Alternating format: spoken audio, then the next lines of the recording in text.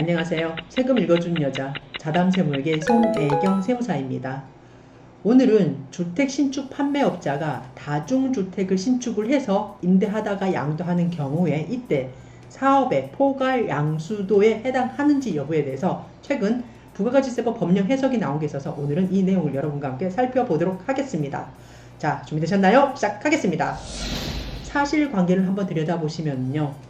굉장히 최근의 일입니다. 양도인은 2020년 4월 주택 신축 판매업으로 사업자 등록을 하고 이제 쟁점 건물입니다. 다중주택을 그해 2020년 9월에 준공을 마치고 2020년 10월에 주거용 건물 임대업을 당해 사업자 등록에 업종 추가한 후에 임대사업을 영위하다가 이듬해 2021년 4월에 양수인과 사업의 포괄적 양도 조건으로 매매 계약을 체결했습니다. 양수인은 당해 쟁점 건물에서 부동산 임대업이죠. 주택 임대업을 영위할 예정이며 당해 쟁점 건물은 단독주택 중에 다중주택으로서 각 호실별로 이제 별도로 구분된 등기가 되지 아니한 쟁점 건물 전체를 하나의 단위로 양도했습니다. 여기서 질의 내용은요. 주택 신축 판매업자가 다중주택을 신축하고 난 다음에 주거용 건물 임대업을 당해 사업자 등록에 업종 추가해서 임대사업을 영위하다가 당해 부동산 임대업을 영위할 예정인 차후 양수인에게 사업을 포괄 양도하는 경우 해당 양도가 과연 재화의 공급으로 보지 아니하는 우리가 부가가치세법의 내용이죠. 사업의 포괄 양수도에 해당하는지 여부에 대해서 물어봤습니다. 당해 이제 양도인의 질의 내용에 대한 우리가 결론에 도달하기 이전에 관계된 법령을 한번 검토해 보시면요. 이제 부가가치세법과 우리가 조세특례제한법 그리고 주택법 그리고 건축법 등에 대한 그 내용을 한번 보셔야 되는데요. 첫 번째 부가가치세법입니다. 부가가치세법 제9조에서는 재화의 공급에 대해서 규정을 하고 있는데요. 1랑 재화의 공급은 계약상 또는 법률상의 모든 원인에 따라 재화를 인도하거나 양도하는 것으로 한다라고 규정을 하고 있고요. 이어서 부가가치세법 제10조에서는 재화 공급의 특례에 대해서 규정을 하고 있습니다. 1항 사업자가 자기의 과세 사업과 관련하여 생산하거나 취득한 재화로서 다음 각 후 어느 하나에 해당하는 재화를 자기의 면세 사업을 위하여 직접 사용하거나 소비하는 것은 재화의 공급으로 본다라고 해서 우리가 매입세액이 공제가 된 이제 그런 이제 과세 사업과 관련된 그런 재화를 우리가 어떻습니까? 면세로 전용하는 경우 이때 재화의 공급으로 보는 그 공급의 특례 규정입니다. 1호 제38조에 따른 매입세액, 그 밖에 이 법 및 다른 법률에 따른 매입세액이 공제된 재화, 매입세액 공제된 재화죠. 이런 재화를 이제 과세사업과 관련해서 우리가 취득을 했는데 그 재화를 면세사업으로 전용하는 경우에는 우리가 부가가치세법에서 재화 공급으로 특례 규정을 두고 있습니다. 이어서 9항 다음 각호의 어느 하나에 해당하는 이제 그것은 재화의 공급으로 보지 아니한다라고 해서 규정을 하고 있는데 잘 보시면 1로 재화를 담보로 제공하는 것으로서 대통령령으로 정하는 것 2호 사업을 양도하는 것으로서 대통령령으로 정하는 것. 우리가 문제가 되는 게 이거죠. 사업을 양도하는 경우로서 이제 시행령으로 규정하고 있는 건데요. 하지만 제52조 제4항에 따라 그 사업을 양수받는 자가 만일 이때 사업을 포괄적으로 양도를 했지만 그 경우에도 그 사업을 양수받는 자가 대가를 지급하는데 그 대가를 받은 자로부터 부가가치세를 징수해서 납부한 경우에는 우리가 사업의 포괄 양수로 보지 않습니다. 이러한 경우는 제외한다라는 규정인데요. 이어서 부가가치세법 시행령 제23조 규정을 한번 보시면요. 우리가 부가가치세법 제10조 규정을 이제 부연 설명하고 있는 규정인데요. 재화의 공급으로 보지 아니하는 사업 양도에 대한 규정입니다. 법 10조 제9항 제2호 본문에서 대통령령으로 정하는 것이란 자 부가가치세법 10조 9항 자 2호 대통령령으로 정하는 것이라고 규정을 하고 있잖아요. 여기서 대통령령으로 정하는 것이란 사업장별로 그 사업에 관한 모든 권리와 의무를 포괄적으로 승계시키는 것을 말합니다. 이 경우에 그 사업에 관한 권리와 의무 중에 우리가 미수금이라든가 미지급금 그리고 해당 사업과는 직접 관련이 없는 토지, 건물 등에 관한 경우로서 기획재정비용으로 정하는 것인 경우에는 이때 이러한 것을 제외하고 양도시킨 경우에도 사업의 포괄 양수도로 본다는 규정입니다. 이어서 부가가치세법 제11조는 용역의 공급에 대한 규정인데요. 1항 용역의 공급은 계약상 또는 법률상의 모든 원인에 따른 것으로서 다음 각 후에 어느 하나에 해당하는 것으로 한다. 1로 영무를 제공하는 것. 2호 시설물, 권리적 재화를 사용하게 하는 것. 그리고 부가가치세법 제14조에서는 부수 재화 및 부수 용역의 공급에 대해서 규정을 하고 있는데요. 이 항에서 보시면 주된 사업에 부수되는 다음 각호의 어느 하나에 해당하는 재화라든가 또는 용역의 공급은 별도의 공급으로 보되 원칙적으로 별도의 공급을 보되 과세 및 변세 여부 등은 주된 사업의 과세 및 면세 여부 등에 따라서 그 신분이 갈린다는 내용입니다. 자, 보시면 1로 주된 사업과 관련하여 우연히 일시적으로 공급된 재화 또는 용역인 경우에는 주된 사업의 운명에 따라서 따라간다는 규정입니다. 이어서 부가가치세법 제26조 재화 또는 용역이 공급에 대한 면세 규정인데요. 우리가 본 사례 질의 내용과 관련돼서 어떻습니까? 이제 부가가치세법 제26조 그리고 부가가치세법 시행령 제41조 이어서 조세특례제한법의 이제 106조 시행령 조세특례제한법 시행령 106조 규정을 같이 보셔야 되는데 자, 잘 보시면요. 이제 보시면 부가가치세법 제26조에서는 재화 또는 용역이 공급에 대한 면세 규정인데요. 1항 다음 각 호의 재화 또는 용역이 공급에 대해서는 부가가치세를 면제한다라고 규정을 하고 있습니다. 12호에서요. 주택과 관련된 규정에 대해서 얘기를 하고 있는데 주택과 이에 부수된 토지 임대 용역으로서 우리가 시행령으로 대통령령으로 정하는 것에 대해서는 어떻습니까? 부가가치세를 면세한다는 규정입니다. 부가가치세법 시행령 제41조 주택과 이에 부수된 토지 임대 용역으로서 면세하는 것의 이제 범위에 대해서 규정을 하고 있는데요. 1항 우리가 부가가치세법 제26조 제1항 제12호에 따른 주택과 이에 부수되는 토지 임대는 상시 주거용으로 사용되는 건물과 이에 부수된 토지로서 다음 각 호의 면적 중에 넓은 면적을 초과하지 아니하는 토지의 임대로 하며 이를 초과하는 부분은 토지의 임대로 즉 과세되는 토지의 임대로 본다라고 규정을 하고 있습니다. 즉 보시면은 부가가치세법 제26조 제1항 제12호에서 우리가 면세되는 주택과 이에 부수되는 토지 임대 용역으로서 우리가 시행령으로 규정하는 것에 대해서는 부가가치세를 면세한다라고 하면서 시행령에서 지금 규정을 하고 있는데 여기 규정한 게 뭡니까? 주택인데요. 상시 주거용으로 사용하는 주택인데 주택에서 모든 주택에 대해서 면세한다는 뜻이 아니라 그 주택 면세를 받기 위한 주택의 범위에는 당해 면적 기준을 충족을 해야만이 당해 면세를 받을 수 있다는 얘기입니다. 이어서 보시면 조세특례제한법 제106조에서도 또한 부가가치세 면제 규정과 관련된 그 규정을 이제 세심하게 규정을 하고 있는데요. 1항 다음 각호의 어느 하나에 해당하는 재화 또는 용역의 공급에 대해서는 부가가치세를 면제한다. 4호 대통령령으로 정하는 국민주택 및 그 주택의 건설 용역인데 당해 국민주택이라든가 그 주택의 건설 용역에서 대통령령으로 정하는 리모델링 용역을 포함을 합니다. 자, 보시면 국민주택이라고 규정을 하고 있잖아요. 조세특례제한법에서. 자, 이어서 보시면 조세특례제한법 시행령 106조입니다. 똑같습니다. 부가가치세 면제 규정인데요. 사항 법 제106조 제1항 제4호에서 대통령령으로 정하는 국민주택 및 그 주택의 건설 용역이란 다음 각호의 것을 말한다. 1로 주택법 제2조 제1호에 따른 주택으로서 주택법 제2조 제1호에 따른 주택으로서 그 규모가 잘 보세요.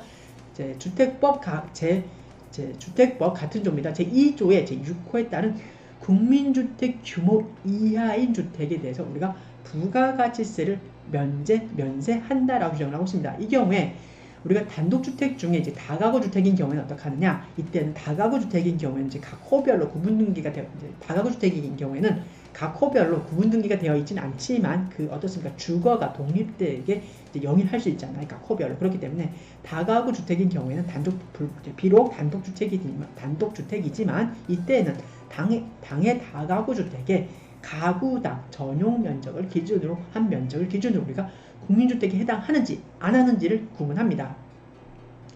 우리가 주택법 제2조 제1호에 따른 주택으로서 라고 이제 규정을 하고 있는데 그 규정을 한번 보셔야 되겠죠.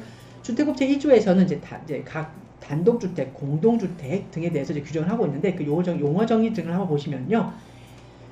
자, 이 법에서 사용하는 용어의 뜻은 다음과 같다. 단독주택이란 한 세대가 하나의 건축물 안에서 독립된 주거 생활을 할 수 있는 구조로 된 주택을 말하며 그 종류와 범위는 대통령령으로 정한다라고 하고 있고요.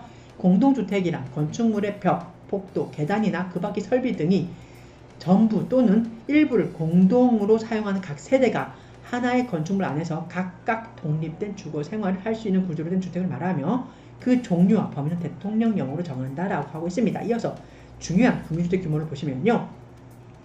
6호에서가 얘기하고 있죠. 국민주택 규모란 주거의 용도로만 쓰이는 면적, 즉 주거 전용 면적이 한 호 또는 한 세대당 85제곱미터 이하인 주택, 만일 당해 주택이 도시지역 이외인 경우에는 어떻습니까? 우리가 한 노 또는 한 세대당 주거 전용 면적이 100제곱미터 이하인 주택을 우리가 국민주택 규모라고 해서 주택법 제2조 6호에서 규정을 하고 있습니다. 주택법 시행규칙 제2조 주거 전용 면적의 산정 방법을 한번 세실 보시면요. 우리가 주택법 제2조 제6호에서 국민주택 규모라고 했잖아요. 여기서 후단에 따른 주거 전용 면적, 자, 주거 전용 면적, 자, 85제곱미터라고 했잖아요. 그렇기 때문에 주거 전용 면적의 산정 방법, 즉 주거의 용도로만 쓰이는 면적에 대한 주거 전용 면적의 산정 방법은 어떻게 하느냐? 단독주택인 경우에는 그 바닥 면적에서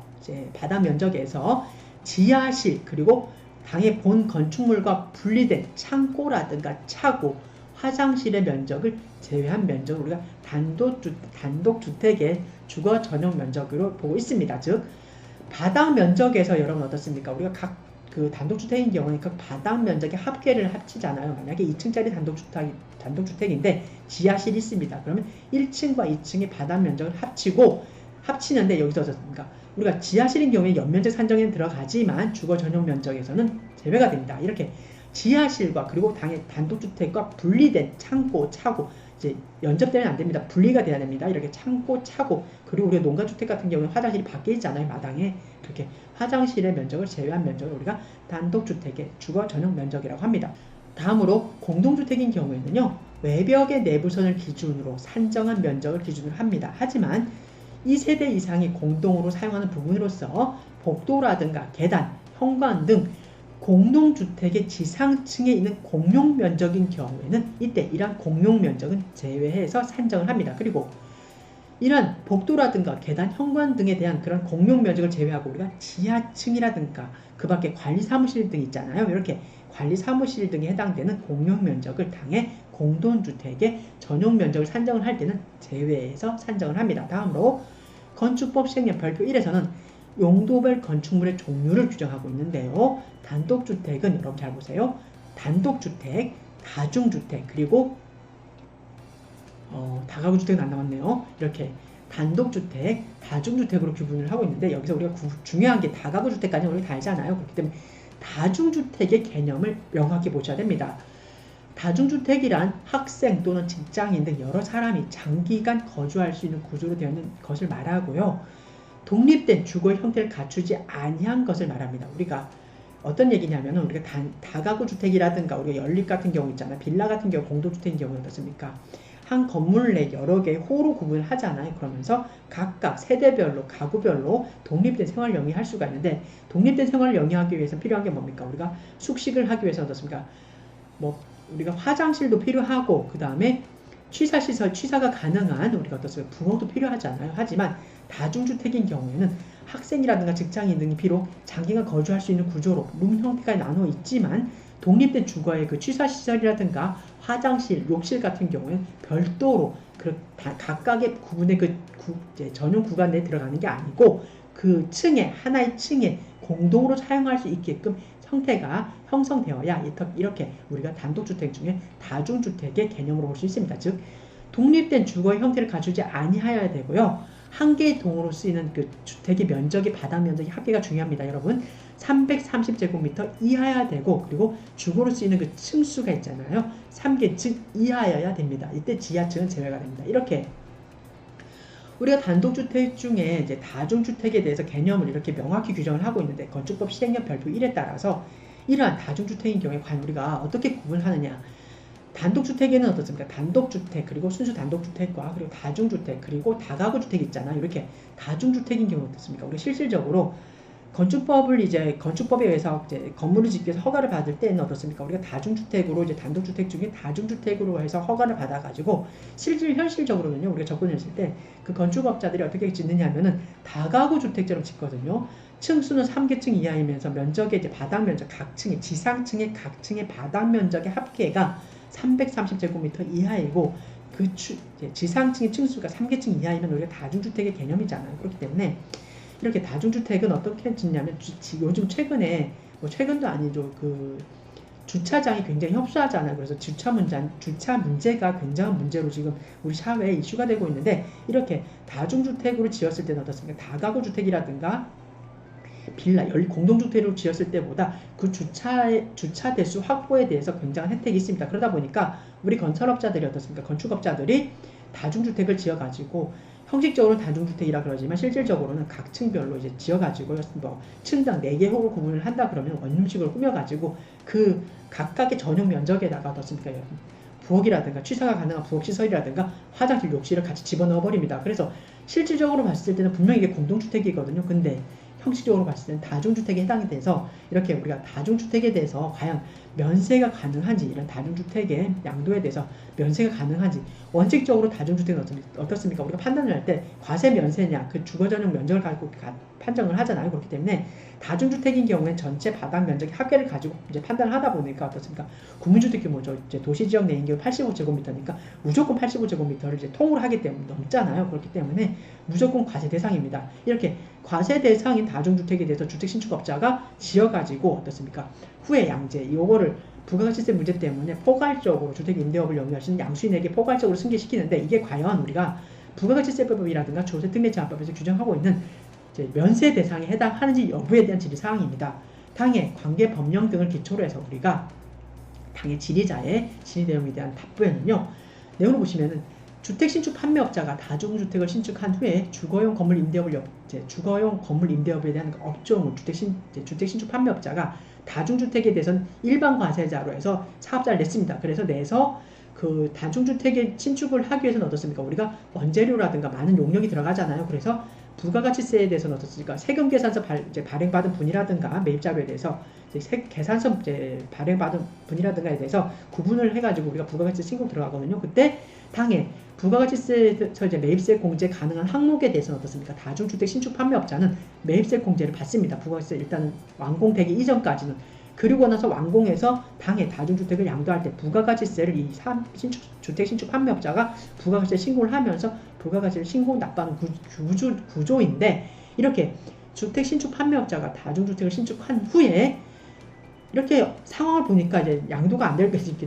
어떻습니까? 이게 판매가 안 될 것 같아. 통으로 이게 판매가 안 될 것 같다. 아니면은 어떻게 옆에서 이제 알아보니까 이게 포괄적으로 넘기게 되면 이제 부가가치세만 포괄 양수로이기 때문에 부가가치세가 면세가 되더라라는 그런 얘기를 들으셔가지고 주택 신축 판매업자가 다중주택을 신축한 후에 주거용 건물 임대업에 대한 그 업종을 추가합니다. 면세에 대한 그 업종을 추가하고 일시적으로 어떻습니까? 우리가 굉장히 일시적이었잖아요. 2020년 4월에 주택신축 판매업을 이제 사업자를 내서 2020년 9월에 당해 신축에 대한 그 다중주택을 완공하고, 그 다음에 어떻습니까? 우리가 한번 내용 더 볼까요? 자, 쭉 보시면, 자, 20년 4월에 주택신축 판매업을 사업자 등록을 해서 20년 9월에 준공을 했잖아요. 그리고 20년 10월에 주거용 건물 임대업을 업종을 추가해서 임대업을 일시적으로 영위하다가 그 다음 4월에 어떻게 보면 한 이제 형식적으로 봤을 때 6개월 정도 되는데 5개월, 4개월 굉장히 단기간이잖아요. 이렇게 다음 년 4월에 양수인과 사업의 포괄적 양도 조건을 매매 계약을 체결했다 그러는데, 이게 과연 우리가 부가가치세법에서 규정하고 있는 부가가치세 면세 대상인지 여부는 우리가 사실 판단할 사항이지만, 일단 내용은 주택 신축 판매업자가 다중주택을 신축한 후에 주거용 건물 임대업을 업종 추가하여 일시적으로 굉장히 짧은 시간 동안 임대사업을 영위하다가 부동산 임대업, 주택 임대업이었죠. 이제 부동산 임대업을 명의할 예정인 양수인에게 사업을 포괄 양도하는 경우 해당 양도는 우리가 부가가치세법 제10조 제9항 제2호 및 같은 부가가치세법 시행령 제23조에 따른 사업의 포괄 양수도에 해당하지 아니하는 것이다 라고 얘기를 한 겁니다.